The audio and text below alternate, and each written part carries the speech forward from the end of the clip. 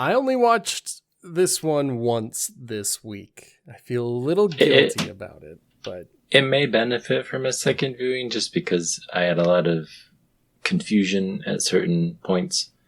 Not sure if just not sure if the double cross was being kind of foreshadowed or not.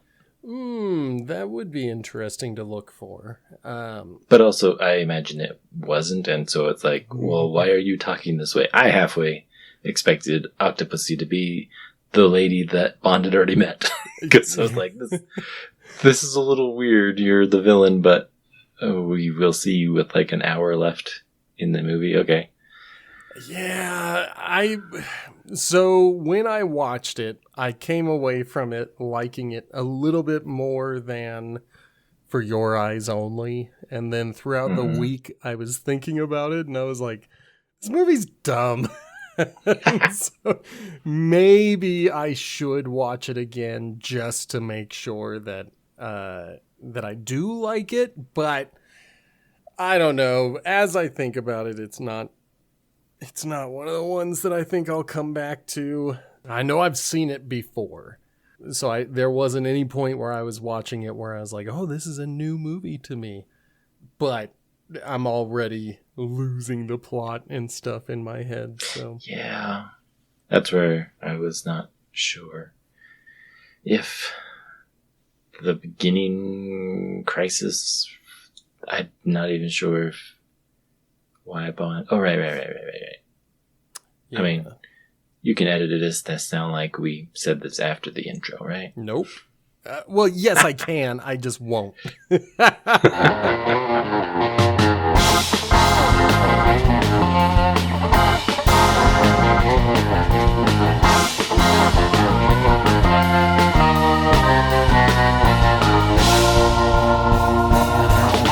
Hello! Welcome to our podcast. We are a franchise reviewing podcast and... What's the podcast name? Potato Chips You're so Productions. Potato Chip Pictures. Pictures, dang it. I know someone who doesn't listen to the show. Well, I get the nice clips. Yeah.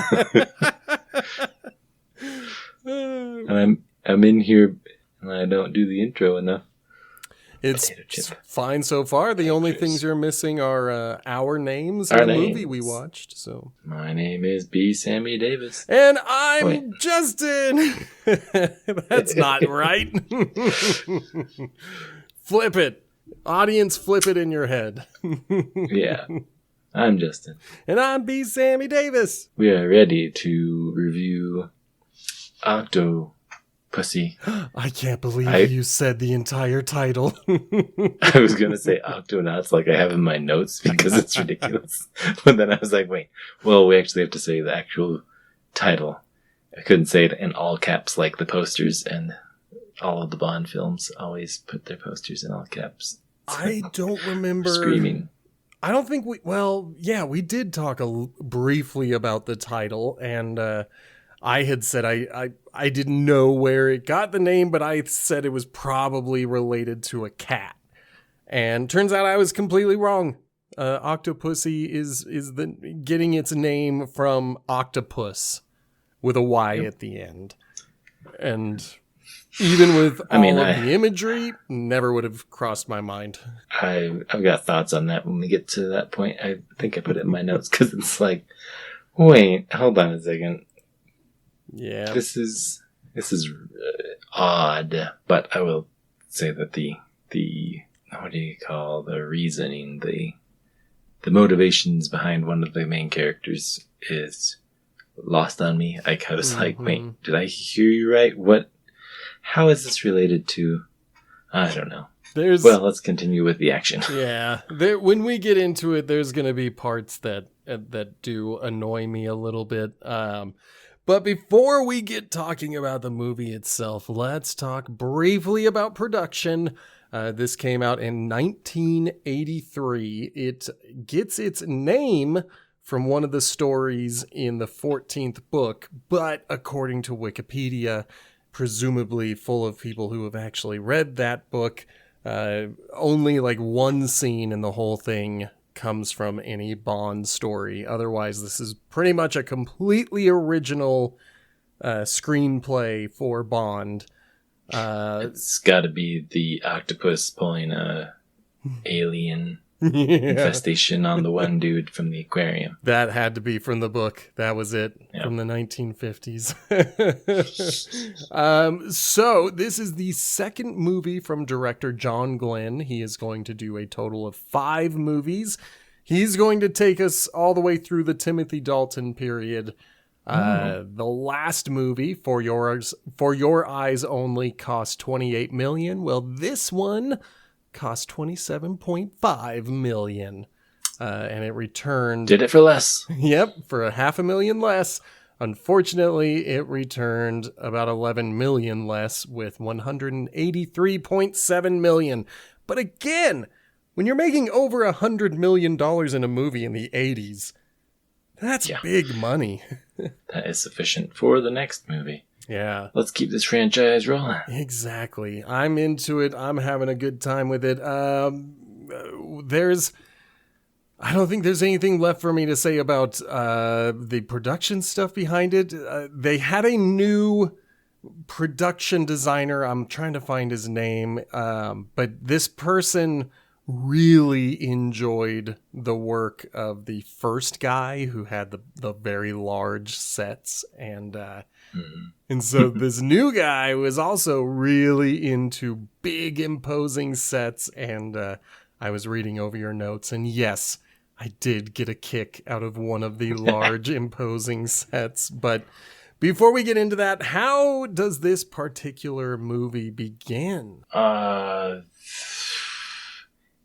It felt like Cuba or something, but a lot of the places kind of blended together. Yeah. Because Bond is on a mission. And this is an unnamed place, but I think you're right that it's supposed to feel Cuba? like Cuba. Yeah. Because of that guy with cigars and whatnot. In the military uniform. Bond gets away with a small collapsible airplane, which I enjoyed the kind of acrobatic airplane antics. I did too, but I gotta say, before we get into that collapsible airplane, I liked watching Bond fail. Because he puts on this elaborate disguise, like he's wearing one outfit, but if he flips it inside out, then it's a military outfit. And he puts on a fake mustache. He's got all of these credentials, and he walks into a hangar where he's going to sabotage a jet. But the person that he's disguised as is in the hangar and immediately catches him. And I just enjoyed that. Now that you said the jacket, there's a couple of bits and pieces here where I was curious. It just felt like some of the new Mission Impossible movies. Like, he's clinging on the outside of an airplane. Yeah. Like, I think he did 2 or 3 Mission Impossibles ago. And then the Russian major uniform switches into like a tourist uniform by flipping inside out. Yeah. I think there's one more that I can't remember, but it felt like there was a bit of plagiarism on that side. I mean, I will give it the benefit of the doubt and say that maybe it's an homage. And if you're going to steal any idea from Bond, I really do think one of Bond's most charming ideas is a completely unrelated mini mission. Something that has nothing to do with the whole movie. Yeah. And frankly, if you watch them out of order, you would be hard pressed to figure out which one is related to which movie. And then I think the ones that are the worst are the ones that either don't have a mini mission in them, or they are setting up the plot before the title sequence. And then I'm like, boo, like give me like a little thing, like it's like a little short story. It's like one of those Pixar short animated films before the real feature. Yeah, I could see that. But yes, the plane stunts were excellent, and I have no idea if they really had a mostly closed hangar door with a plane flying sideways through it, or if that was photographic trickery. It looked great on camera. Like when you see it on the movie, I was like, holy crap. Like, I'm so impressed that someone didn't die and there wasn't some giant fiery explosion. Well, in one of the car chases, you see the car land in the river and the two guys on the boat. One guy jumps free, but the other one gets, like, just bounced by it. Oh my Didn't land on him, but man, can't imagine. Scary enough to be like, ooh. And then that makes me think of Mission Impossible and all the times that Tom Cruise breaks a bone, and that's the take that we get for cinema. It's like, I don't need to see people getting hurt. Like, you can show me the alternate takes where everybody got out of the way and nobody got bit by a shark and like all those other close calls we get with some of these stunts. But I gotta say, the movie lost me almost instantly. I was having fun in Cuba or wherever we are. And then they had a title song that not once sang Octopussy out loud. Yeah, our title is something else. I feel All like it's time the next high. Evolution. It's so dumb. All Time High by Rita Coolidge. Apparently, let me see. I'm taking a look at this. This was the same year that Sean Connery made a Bond movie called Never Say Never Again, done by a completely different studio. They had obtained the rights to the character, and I think they even got some of the music. And so I think that there was some issues with the music, and that's one of the issues with Octopussy, is that it only kind of teases some of the Bond themes. It never really fully commits to any of them. But I don't think that's an excuse for Rita Coolidge's All Time High. It was a number one hit, but I don't like it. Oof. Really? Yeah. Dang. Nope. Don't like it either. I'm just not a big fan of the 80s adult contemporary ballads. Like, I just don't think they work for me. And that's kind of the period that we are in. Like, yeah, I'm glad that we left the lounge singers, but I kind of want them back when I think about them compared to adult contemporary ballads. Like, oof. It is very forgettable. I don't think I could pick it out of the lineup. I'm also trying to think of any of the imagery, and I can't place of the title sequence. Yeah. Oh, it's just a bunch of women again. Yeah, so basically, there's no like gimmick or anything that really sets it apart. Not that I can remember. And I'm sure there is. It's just so bland that neither of us are able to pull it up in our heads. And I think I was more offended by them not having the courage to have a song called Octopussy, you know, with a chorus that just kept singing Octopussy in your face and like, something like that. Yeah, but that would be it's one way they could redeem themselves. Indeed, but I do gotta say, despite the poor opening credit sequence, the circus escape really did work for me. And I think that we're starting to get to a period in history where, at least for me as a human being, I'm starting to understand the world around these movies. And so I understand the concept of East and West Berlin and people trying to cross the wall. And so, you know, watching a clown running away from a circus, but then two knife throwers chasing them, I could get that sense of danger, but I also liked the imagery of a sad clown running away from a circus and being hunted as he's doing it. Yeah, that's a good comparison. I think it did seem like there was a bit of, I don't know, thought, like, oh, I don't know if we know that he's 009 yet, but he gets knifed, falls in the water, and kind of plays dead. Mm-hmm. And it's like, oh, well, that's the way to go about it. pretend you're dead and they will leave you alone. It's like, yeah, good job. Yeah. Isn't quite all the way dead. The only thing that the twins did wrong is they did not chase the body because the body had the Fabergé egg. I also learned from this movie that Fabergé eggs are significantly newer than I ever thought. Like, I think they're either 19th or very early 20th century creations. And that kind of blew my hair back. I was like, oh, I thought these were hundreds of years old. Like, I didn't know that this was a relatively new artistic invention. But anyway, that's what the inspiration was. Yeah. But that was what the sad clown has. He breaks into the British embassy in West Berlin, at least by context clues. That's what I'm thinking happens. Sure. And it's when Bond goes to MI6, meets with Miss Moneypenny and the new assistant. Yeah. That was weird. A random, like, oh, well, this is the new girl. I can't remember her name. I can't either. I don't even know if we're ever going to see her again. Like, Oh, I'm like, yeah, I'm curious if next movie is Moneypenny or not. Yeah.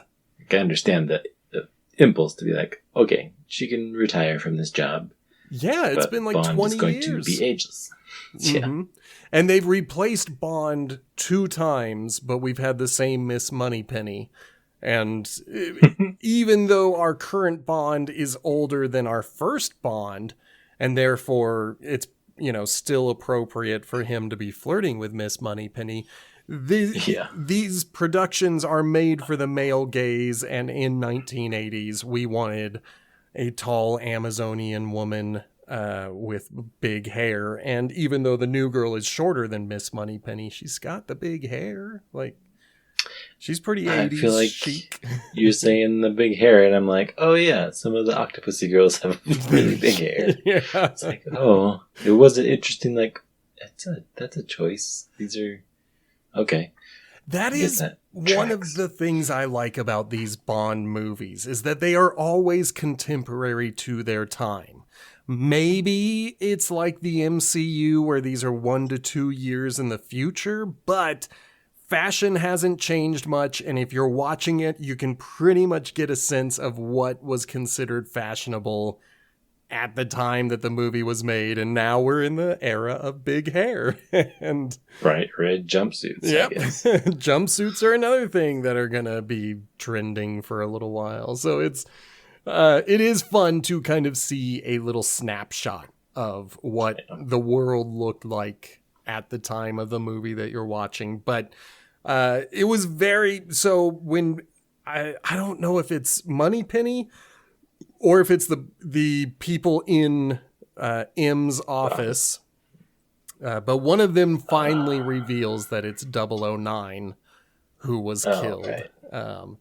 And so that also got my attention. Like, we had this fairly forgettable title sequence, and I'm looking at my phone, but then the movie's back in it, and they just like throw these little tiny things at me that get me like putting my phone away and putting it, just trying to be like, oh, what's going on in this movie? We had a 009. We got to see his face.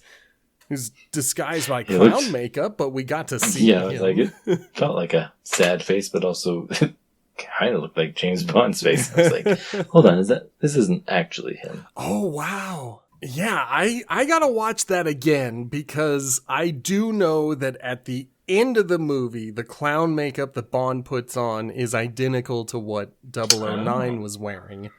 But now I want to rewatch the beginning of Octopussy to see if it is indeed Roger Moore as 009, which would make be interesting. Yeah, it would make the concept of these Bonds being a title even more interesting, because you're like, are they all James Bond? Like, you hear the name and you're like, which one is it? Well, it doesn't matter. We don't need to think about it. We need to think about the heist or the scheme or whatever plot is afoot. I was trying to remember what the thing was. Like, so this is a fake egg. Yeah. You need to go to Sotheby's to see the real egg. Yes. Then, because someone wants to buy it. I'm like, oh, someone wants to buy an egg. Why are we looking into jewel forgery? This is where the plot starts to lose itself. Okay. The more that we think about these jewels, this movie is following the Russian royal jewels and everything that is of value and shiny in Russia is getting faked and sent into the market. Where the bad guy is selling it is Kamal Khan. He apparently is selling the forgeries, but somehow the real one got on the market, I guess. And so he has to buy it. But the reason they know that is because the fake escaped. I don't understand. Okay, good, because I was like, I don't understand because, like, someone else, he wants to buy the real egg. Like we're going to go a bit slower than all this, but the bad guy that we find, Khan, wants to buy the egg, can't get the egg because it's a fake, but then, like, can't just outright kill Bond, but we could threaten him with torture to get the egg. Like, I don't... Yeah. It loses you throughout, not just at this point, but... Yeah. And then much, much later in the movie, they're going to conclude a deal where the Russian military gives up all of the jewelry to Octopussy and her circus. And then there's a switcheroo that we will get to, but presumably because of the switcheroo, the jewels are going back to Russia. Like, it doesn't make any sense the more you look into the jewels that are the whole launching point for this entire movie. None of them make sense. It really, that's the part of the movie that loses me the most. I think that speaks to what we're mostly about is this an average, like, the person that's not going to go to Wikipedia is that who would enjoy this movie? So right there kind of sinks my rating a little bit. Yeah.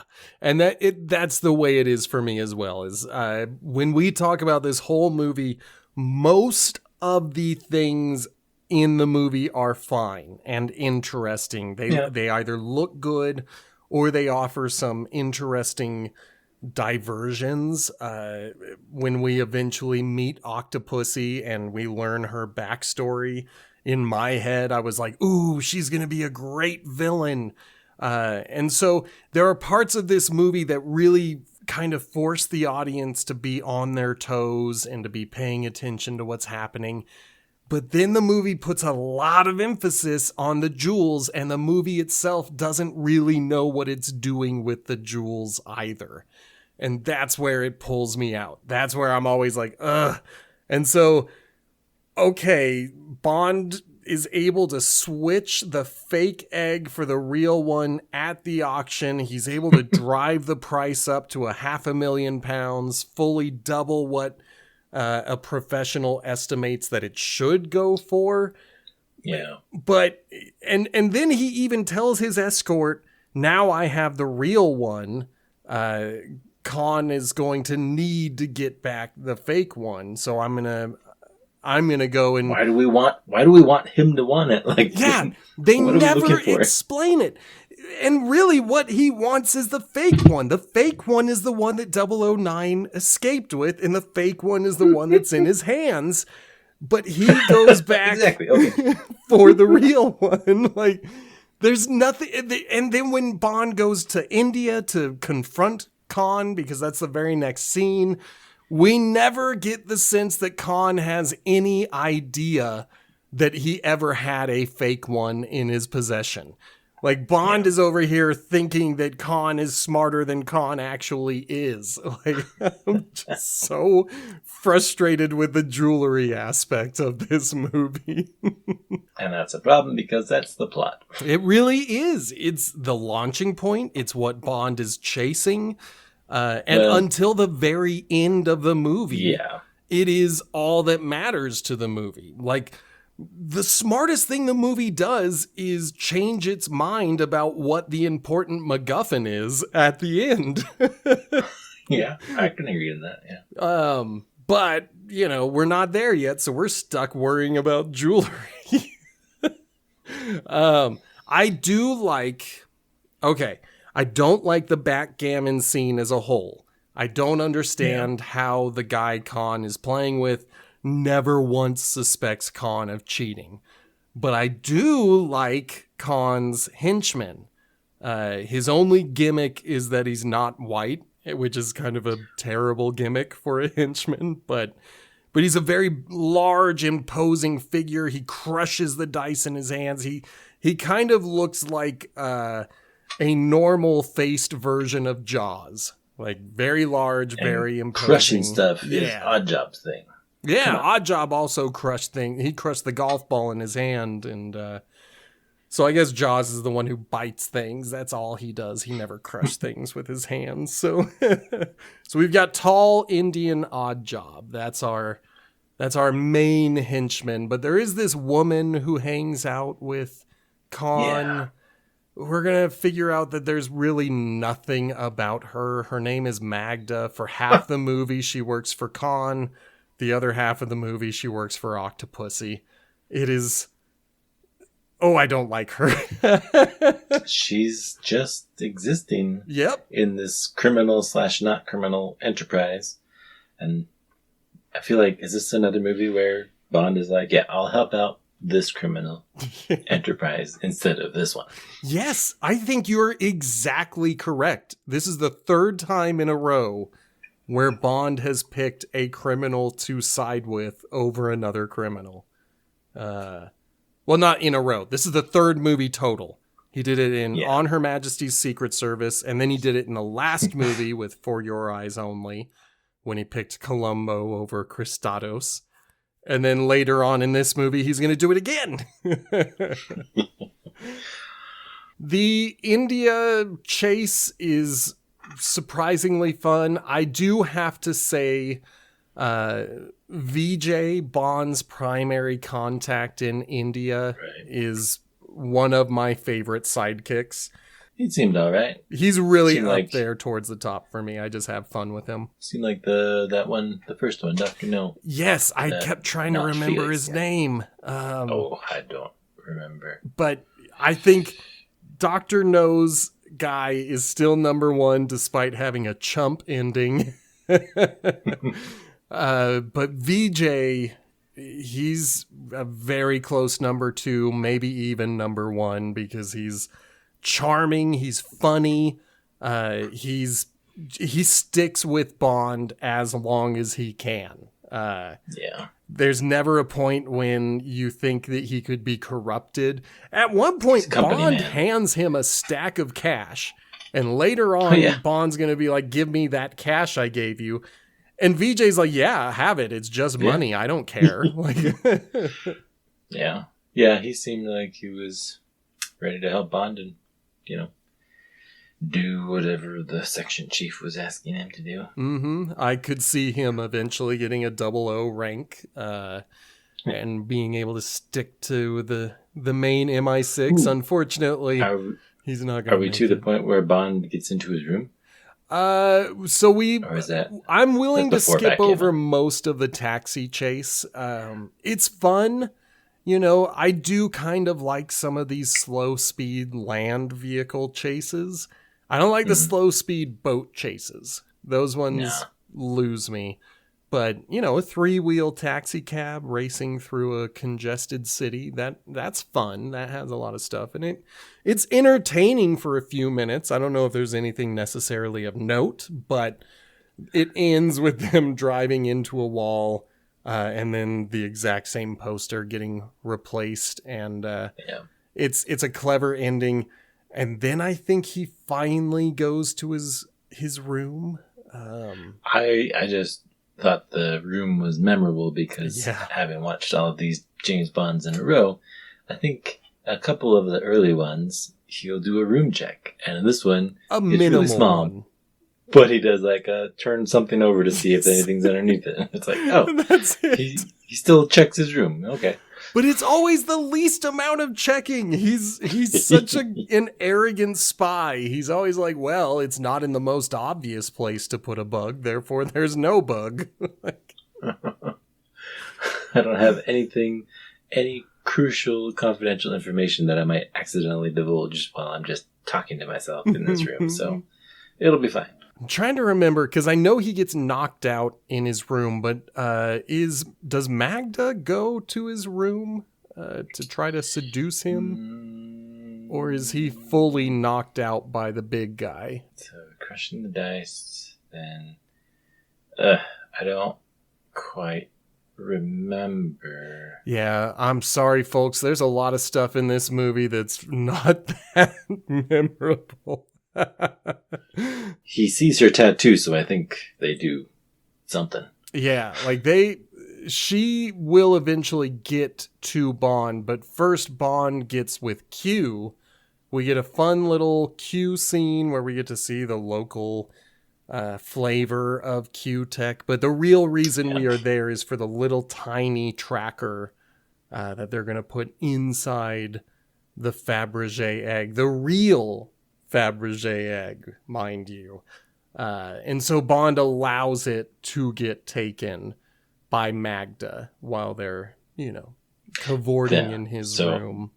They taxi chase. She finds him and seduces him. She steals the egg while she's there, but that already has the listening device inside of it. Yeah. Bond gets knocked out and taken to Khan's palace. Yeah. For reasons... we don't know. Yeah. That's what I was like. It doesn't elaborate. It's for reasons. I guess Khan just doesn't like the guy and wants him brought to his house. Well, I think that at some point, I think after Khan talks to Octopussy, he's like, well, I would like to know more information about where Bond's coming from. But in that scene, it seems like Octopussy knows James Bond's name, which later on it's like, oh yeah, she does because of this reason. Yeah. Thankfully, they actually explain why she would know, as opposed to a lot of movies where it's just because he's famous. Yeah.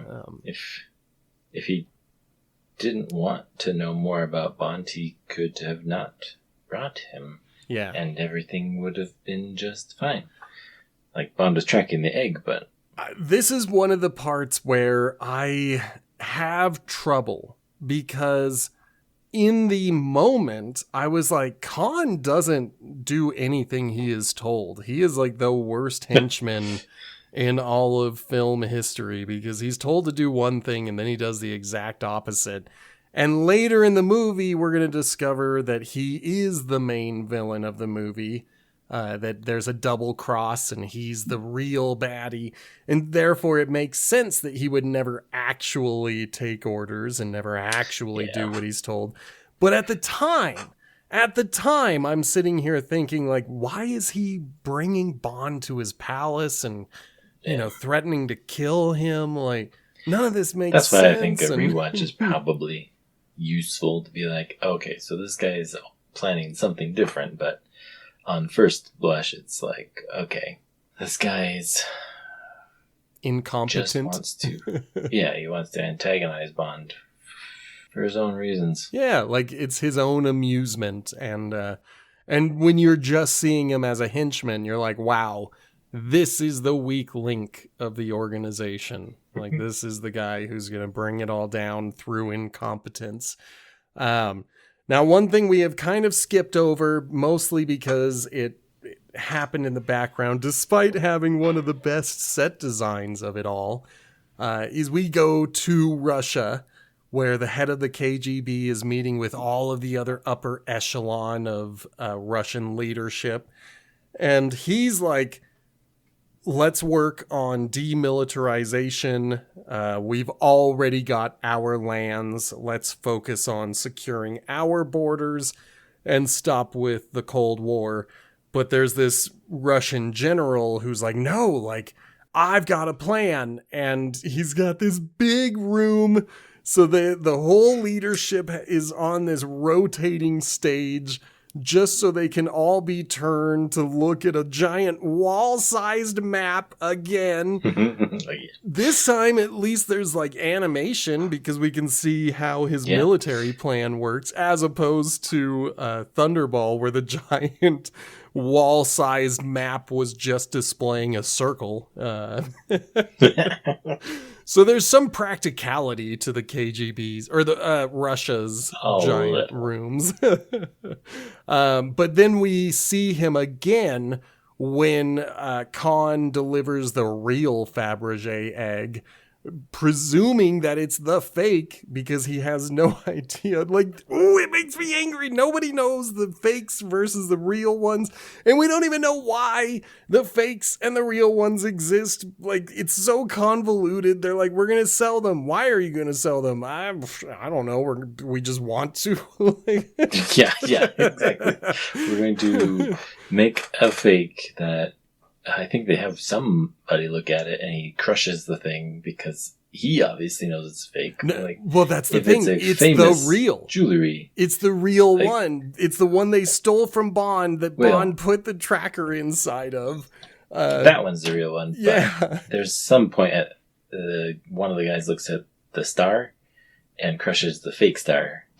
That might be later. But yeah, as far as the Fabergé egg goes, the general who wants to start the Cold War and is working directly with Khan to do that, he smashes up the real one. Khan discovers the tracker, and I think that's the reason he captures Bond, despite the fact that he has orders to bring Bond to Octopussy.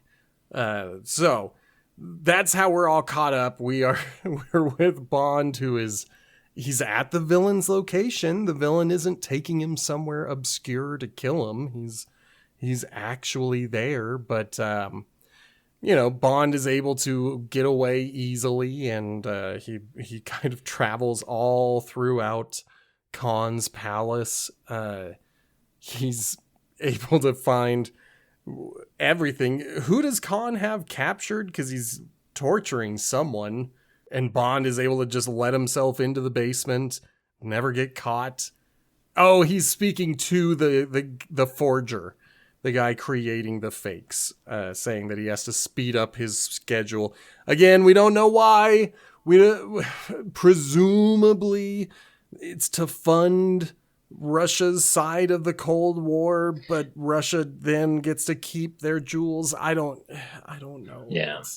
The summary that I'm helping myself to, it makes it seem like Orlov is stealing these jewels from the Kremlin and replacing them with fakes, but it doesn't ever say why he's stealing them. So he's just a jewel thief, but with a grand plan for conquering Western Europe. Yes. he's just a thief with grand ideas of invading all the other countries with his tank battalions. Which points to a flaw in the storytelling. I at no point caught any of this. Like, oh, there's jewels. Oh, there's fakes.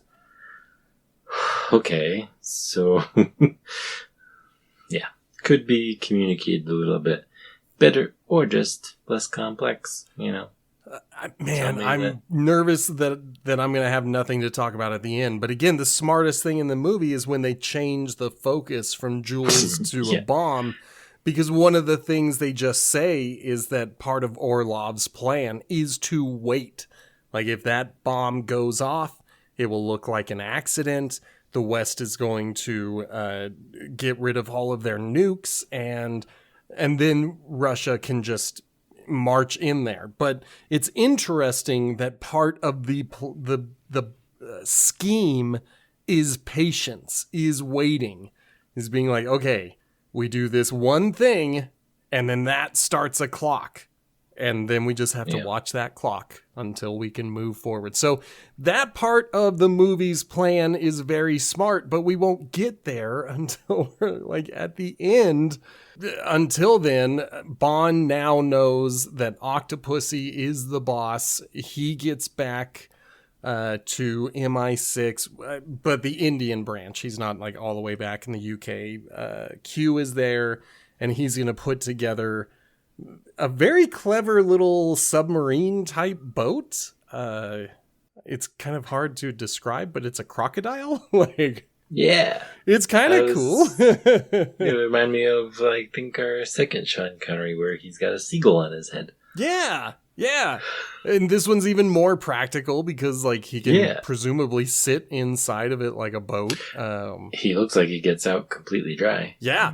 Like, nothing got him wet. So, even better than Sean Connery's wetsuit with a seagull hat.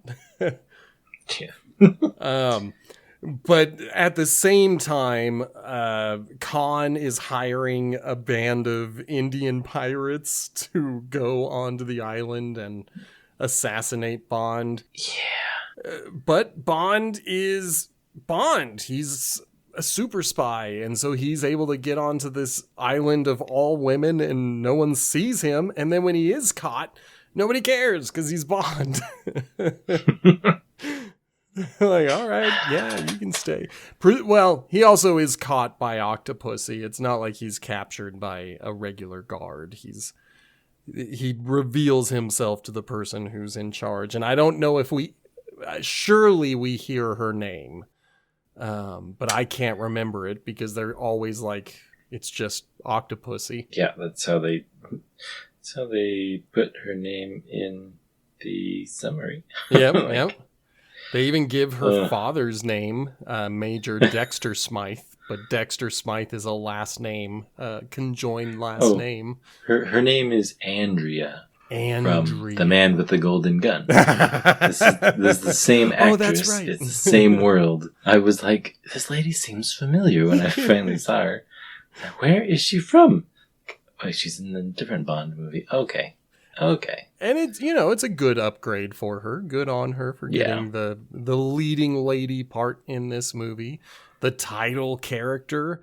And she introduces herself as who I think would have been one of the best Bond villains of all time. Someone who watched her father lazily commit crimes, and then her father was eventually captured and killed by Bond.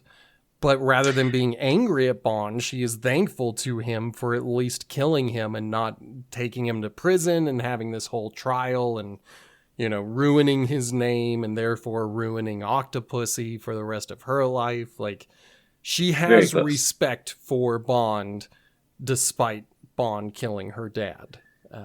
Bond arrested her dad for treason, but allowed the Major to commit suicide rather than face trial. Yeah. I was like, well... And I consider that Bond practically pulling the trigger. Like, giving someone the opportunity to kill themselves is being a part of that suicide. So... but, Octopussy doesn't have any beef over this. If anything, it taught her to be smarter about committing crime, and she has no problem giving Bond the tour, telling him everything she does. See, and I didn't feel like she was going to be... Like, I feel like they did play her up to be villainous, but once she says, well, thank you for what you've done, it feels like, well, she's not gonna kill him. See, and I'm still sitting here thinking, like, wow, she is such an evil villain that she's gonna kill him for something else entirely. Like, this is not a personal grudge. Like, she's gonna kill him because he's too close or something like that. And it wasn't until Khan's pirates show up on the island with their yo-yo man and... he's trying to kill Octopussy, then I'm finally like, okay, so I guess she's going to be the Columbo of this movie. She's the criminal with a heart of gold. And So she's that's got an island full of women, Yes. so James is totally on her side. Yep. I will say that I was curious when we see Octopussy from a distance. She's just getting out of... There's this giant like pool type area. Yeah. And she's just doing a skinny dip and coming out and getting wrapped up in stuff. But I was like, is this supposed to denote her as a villain? Like, or are we supposed to... Is this like other Bond movies where they can be villains, but if they're hot, like, we should consider That's changing a sides. tricky one. Because, again, until the assassination, I feel like everything is villain-coded. And I feel like her stepping out of the pool, even though she's one of the sexy ones, it has that harem coding to it. Like, it looks like she's got a harem of beautiful women surrounding her. And so, like, in my eyes, I'm seeing villain. I'm seeing the baddie has now arrived. And that's part of my complaint about this movie, is that they did such a good job setting up the villain for her to immediately turn good guy. Kind of reminds me of how quickly Christados went from being Bond's best friend to suddenly being the bad guy.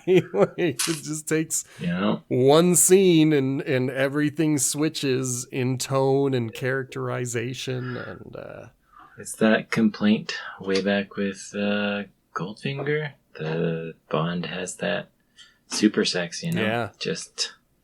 Yeah. Well, in this movie, at least Octopussy is consensual. She invites Bond to her bed. Kind of. There was a non-consensual kiss there. Oh, you are right. The very first kiss was a bit forceful, and then suddenly she gets the pheromones. Yeah. So you're right. This is another one where Bond is overly sexually aggressive, and I just completely forgot that he forced himself on that first kiss. But yeah, we are back into the world of all Bond needs to do is sleep with a woman and she'll turn good. She's now like on his side, knowing that Khan is up to something, but she's gonna be a part of it, which is still confusing to me because I thought she was in on the jewel smuggling scheme. Like, right? Whose employees chased after 009? It was Octopus Circus. It was from Octopussy's Circus, but then we find out that the twins are more loyal to Khan, I guess. But that's another one of those late stage twists where they're just like, and by the way, in order for this to make sense, those twins you saw at the beginning, they actually work for Khan. Yeah. But we finally get the big plan, which I think is the smartest thing this movie does, where they reveal that the jewel heist is a plan that Octopussy is in on, that everybody is in on, but that's the fake plan. The real plan is between Khan and General Orlov, where Orlov is going to steal a nuclear bomb and stash it into Octopussy's circus, and when they travel to West Berlin and have their performance at a United States Air Force base, the bomb will go off. And everybody will think that it was just a horrible accident, and therefore the world needs to get rid of their nukes. Yeah. I think, big picture, it kind of makes a little more sense that if she's smuggling the jewels, like that's all the jewels are to her, is reals going out, fakes coming back. Yep. Then Orlov's like, well, I have this pipeline established with this place that's actually going to be where I want to blow something up. And it still feels like Orlov is the main crisis. He's the villain. He's supposed to Octopussy feel is the like name the of the big show. guy. Yes. You just hit the nail on the head. The movie can't figure out who the main villain is. At first, we're thinking it's Khan. Then Khan reveals that he's got a boss, and that boss is Octopussy. But then we learn that there's this Russian general who wants to invade the West, and he's involved. And we don't know which one of them is really in charge. And at this point in the movie, I'm with you. I'm like, okay, Orlov is the real boss. He's the real guy. Khan is working for Orlov, and Octopussy, despite being the title character of the movie, she doesn't know about this side hustle. This is a double cross on her. So she might as well be a good guy. She has nothing to do with the real thing. But then, like, 10 minutes later, Orlov gets shot down at the border. So I was going to say, the lifespan of these villains goes from biggest villain to shortest lifespan to a little bit longer to not actually going to die in the movie. Yes. Yeah, so now I'm thinking it's Khan who is the villain.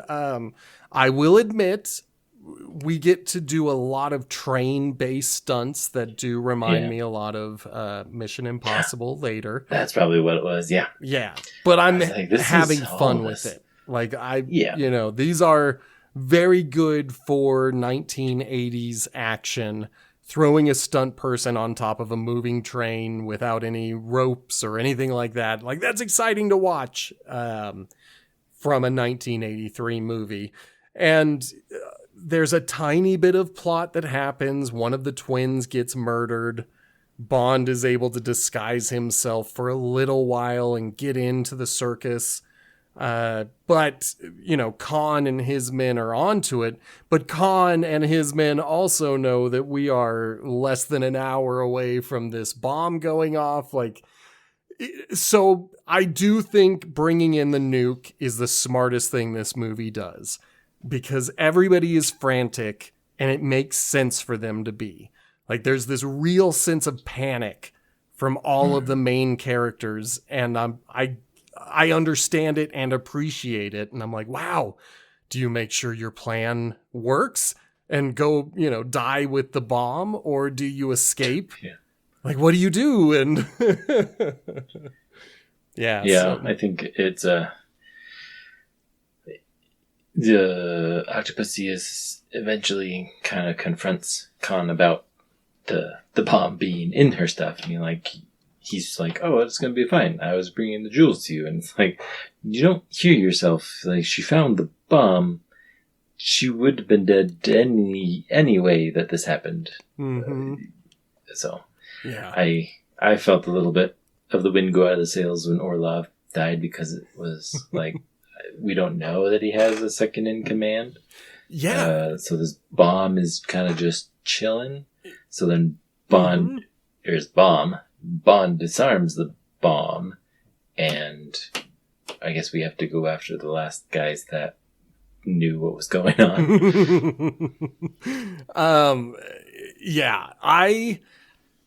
I do. To John Glenn's credit, this is something we talked about in the last movie, where he was not a big fan of the super villain. He liked the real human being villains. And one of the things about real human beings is that we make mistakes. And I think Orlov makes the biggest mistake, where he thinks he's invincible. He thinks he is the main character, and I don't think there is someone who has a backup. Like, I don't think he's got someone in the military who's like, okay, the bomb's going to go off at this time, and then we're going to wait for about 2 months, and once all the nukes are disarmed, then we're going to launch all of our tanks, and that's going to be our attack. I think Orlov had that plan kind of locked up, and if the bomb went off, it would be a terrible tragedy.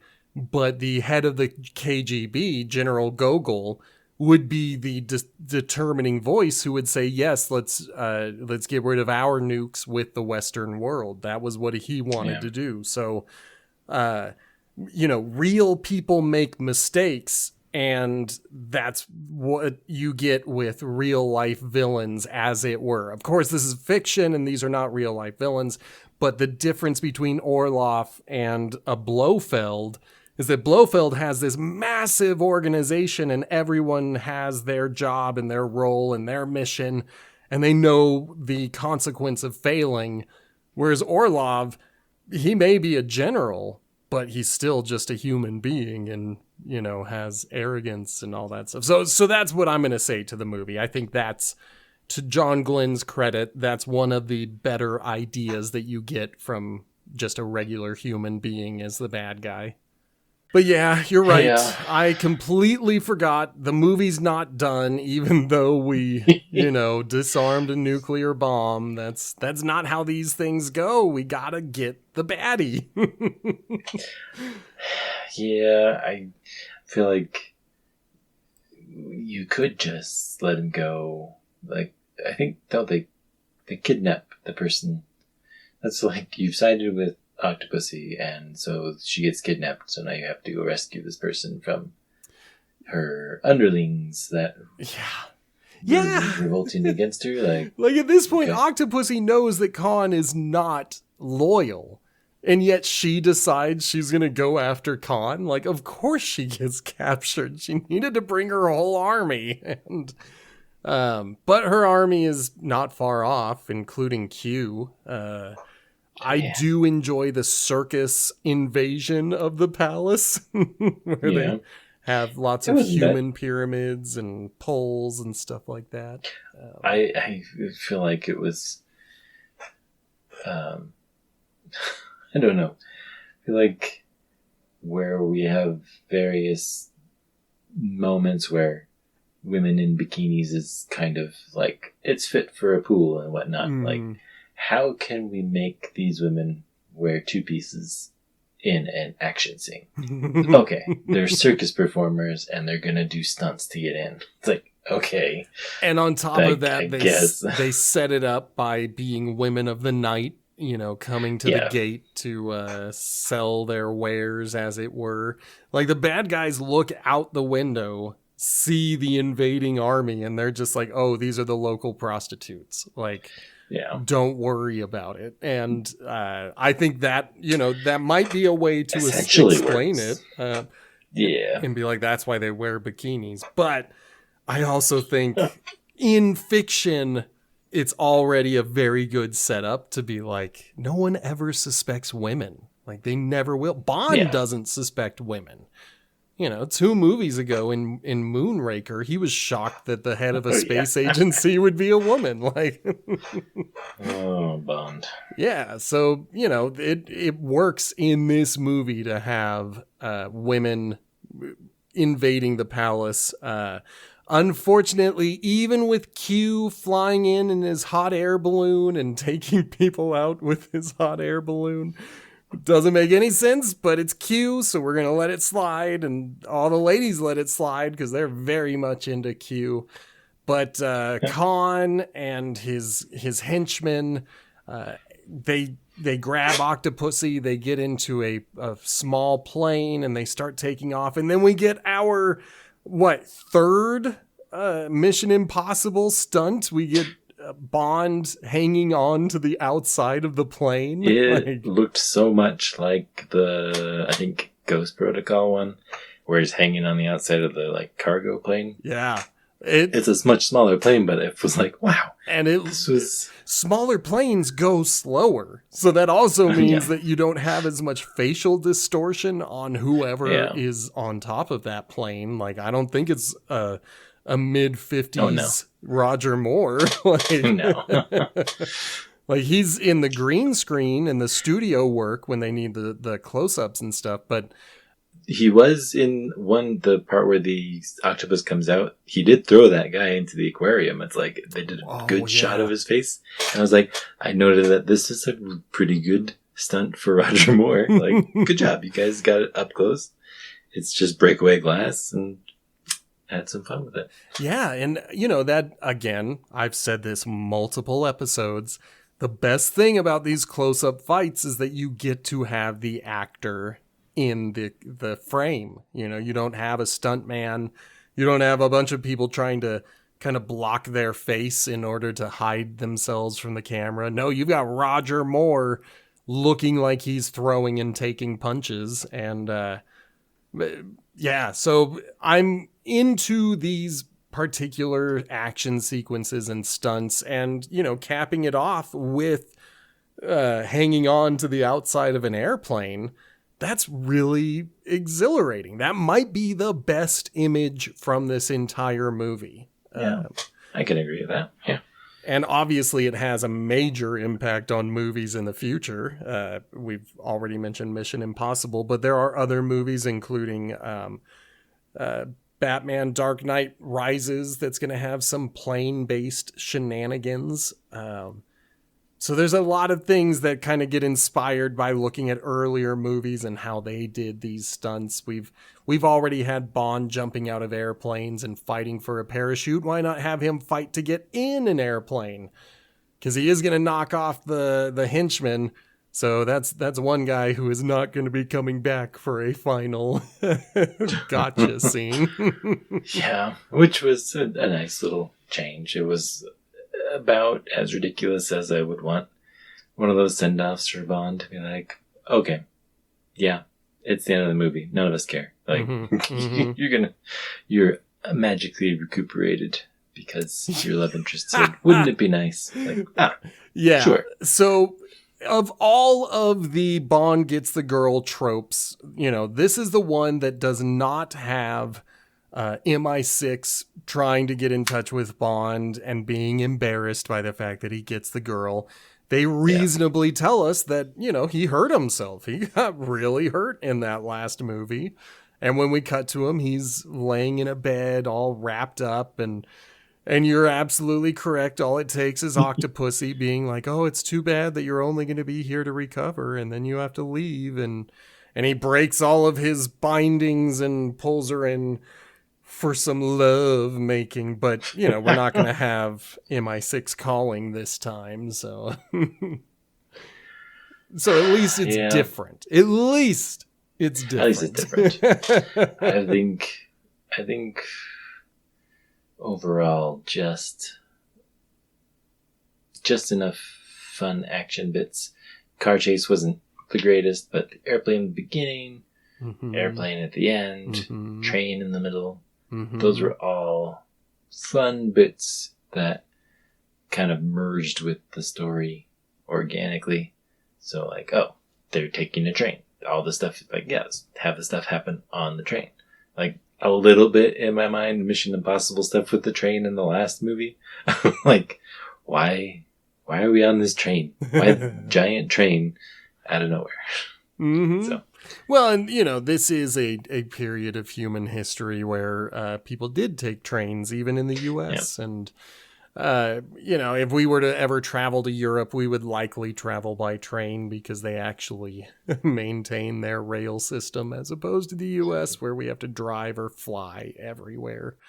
Yeah, so, you know, it's one of those things where anytime there's a train-based scene, it's never going to be shot in the U.S. because we just don't have them anymore. We don't have good trains. You know, it sucks. But that is pretty much the whole movie. Like, we've kind of reviewed this one faster than most, and I think that's partially because this isn't the most memorable. But before we get into our specific reviews, allow me to jump out of the narrative a bit and say that on this particular podcast, we do reviews, not grades. You see, when someone grades a piece of media, they will say a 7 out of 10 is average. But a 7 out of 10 is way above the middle. That's way above the average. No, we do reviews where we say an average is a 5. That doesn't mean it's a bad movie. It just means that it is right in the middle of where about an equal number of people would like or dislike it, or where we're just kind of in the middle on liking or disliking. And as we always do, let's start off with Justin. On a scale of 1 to 10, where do you put Octopussy and why? I put it at a 5 because... Well, no, I put it at a 6. Interesting. This is 2 episodes in a row where you have shocked me. Yeah, well, I feel like after I'd decided on my stuff, like, I looked at some contemporary ratings, and one of them was like, much of the plot is incomprehensible. It's like, oh, okay, so, 1980s, exact same thought. 40 years ago. Yeah, the plot isn't necessary, but it kind of concedes the fact that all that's necessary in the Bond film is what we got with this one. So, I don't love it. I'm going to stick with 5. Yeah, okay. 5. I was going to say, like, that last thing you said, I was like, I don't know if you could justify that 6, man. Yeah. The average Bond stuff is here. I think they heaped in the all-female circus organization in order to have as many female bodies as they could put into this. And they have all the Q-tech. And that was decently explored, or at least exposed to the audience. And you have explosions and saving the world. So, it is very average. If it didn't deliver with the non-plot stuff, then it would be bad. The plot can take a backseat, and the bits can still be fun, even if it doesn't make sense. 5 is where I'll sit. I think that's very fair, because I am as positive a 4 that a 4 can be. Even though I am on the negative side with this movie, I don't know if I would necessarily say it's a skip one. I had a lot of fun with it. There's some very interesting elements. You get some really interesting ideas that get shown in this movie. The problem is the plot. And in a spy movie where you want equal parts mystery and equal parts action, this one is very heavy on the action, and the plot is really just there to justify the next action sequence. It's not the worst thing to have in a movie. There's a lot of really good movies out there that are nothing more than just good action sequences followed by another good action sequence. Some of them coming from the MCU, where if you try to think about what the plot was, you're like, I don't know. For me, Age of Ultron would be the best example, where the story is horrible and nobody cares, but the action is some of the best in the entire franchise. And that's kind of how I feel about Octopussy, where if I'm watching it as a story hook, it's bland and it doesn't even know what it's doing. So it switches ideas smartly at the end of the movie. That was a good idea to switch what, we're looking for in this plot, but it still feels like a second draft midway through the movie was submitted. And so that's why I got to put it at the 4. I'm going to say the thing that it does better than For Your Eyes Only is its villains. And I was giving the movie a hard time for these villains because I was like, we keep switching who the bad guy is. And kill them off. Or we kill them off. And, talking about it out loud just kind of got me in the mindset of normal human beings as villains. And I think this movie does a significantly better job than the last movie did. But that's not enough. That's not enough to save it from a bad plot. The great action is not enough to save it from a bad plot. Having charming characters and memorable villains is not enough to save it from a bad plot. I'm at a 4 out of 10, and that, for the show, that puts us at an average of 4.5 out of 10. Seems reasonable. Yeah. I agree. That was about as good as Thunderball for me. And for me, like, it's worlds better than Thunderball, but it's that's because that's still among my least favorites. What we are not going to be reviewing is Never Say Never Again, or whatever the Sean Connery movie was. We have been looking at the Eon pictures because that is what is purchased whenever anyone buys the rights to James Bond. They're buying the Eon production. So it was MGM that bought it from Eon, and now it's Amazon buying it from MGM. And none of those include Never Say Never Again. That is Sean Connery playing James Bond, but it's from a different franchise. It doesn't exist within this film universe. Does that make sense? Is that fair? I think so, yeah. I looked at a grid of all of the film posters, and I was like, oh, after we finish this one, we'll be watching what? Never Say Never? Wait, is it Sean Connery? Yeah. Hold on. He never said anything about that. Right. But it's the same reason we skipped the first Casino Royale. Yes, it is a James Bond movie. Yes, it has a character in the lead named James Bond who is a spy with the call sign of 007. What makes it a franchise is who owns the overall franchise. And so I'm saying neither the original Casino Royale nor Never Say Never Again will be counted.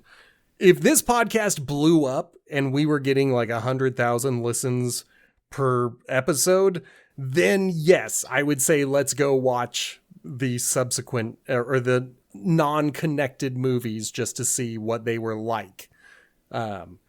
But we're looking at 24, 25 movies for a small audience. I'm not going to go out of our way to watch the ones that are not connected. Tenuously connected as though the rest of them are. Yeah. Oh. Well, I mean, except for this movie, the last two kept shoving it down our throat that Bond really was married. He really was, guys. I'm curious, though, to see if we do get any cameos of Moneypenny in Brosnan era or something, just because I'm I wonder if I missed some pieces when the 90s happened. This is just the 80s, 10 years later. Mm-hmm. Where's Moneypenny? Well, she could be somewhere. We've got 3 movies until the franchise took a break. And the franchise took 2 extended breaks. The first one was during the Timothy Dalton era. There were supposed to be more movies after License to Kill. But there were just contract issues. Timothy Dalton was part of the problem with some of those contract issues, but nothing could get off the ground. And 6 years later, in 95 for GoldenEye, it was just easier to sign a whole new Bond with Pierce Brosnan. And so, there's a 6-year period where in an alternate universe, we're getting, at least 3 more Timothy Dalton movies, but not in our universe. We didn't get those. That would have been interesting. Well, we'll have to see it when we get there. Exactly. So, we are coming to the end of the first classical period of James Bond. It will end with Timothy Dalton. Then we're going to get the first reboot period, followed by the next reboot period. I don't know if I would be comfortable counting the next era as a reboot era until we see what Amazon does with the franchise. You know what I mean? Yeah. Even though it's a new studio buying it, and I think they've even signed a new actor. I could be wrong. It could have just been, some misinformation spread on the internet about a casting rumor. But from what I've heard, Amazon plans on putting out a new movie with a new Bond. And then we'll just have to see it to see if this feels more like a reboot or if they are doing what they did when they switched to Lazenby and Roger Moore. Are they continuing the franchise with a new face? He'll be married. It'll be a married Bond. Ooh. So many interesting ideas. So I'm excited for it. It feels like it is a million years away. I'm sure we will have been on to other franchises when we have to return to it. But in terms of this franchise, let's go ahead and close it out. I almost said what our next one was. This has been Potato Chip Pictures, the look at Octopussy. If you want to get in touch with us, the best way to do so is email. Send us a message at potatochippicturespod@gmail.com. If you want to help support the show, the two best ways to do that are to share the episodes with your friends, especially if there is one of these Bond movies that you liked or hated. And we agreed, maybe we didn't agree, but either way, share it with your friend, that would help. Or interact with it on the platform that you are using. And then, of course, there are these shorts. That's how Justin consumes this podcast. You can find those on TikTok, YouTube, and Instagram. Just look for Potato Chip Pictures. My name for this episode was still B. Sammy Davis. I'm Justin. Potato Chip Pictures and James Bond will return in A View to a Kill. Goodbye!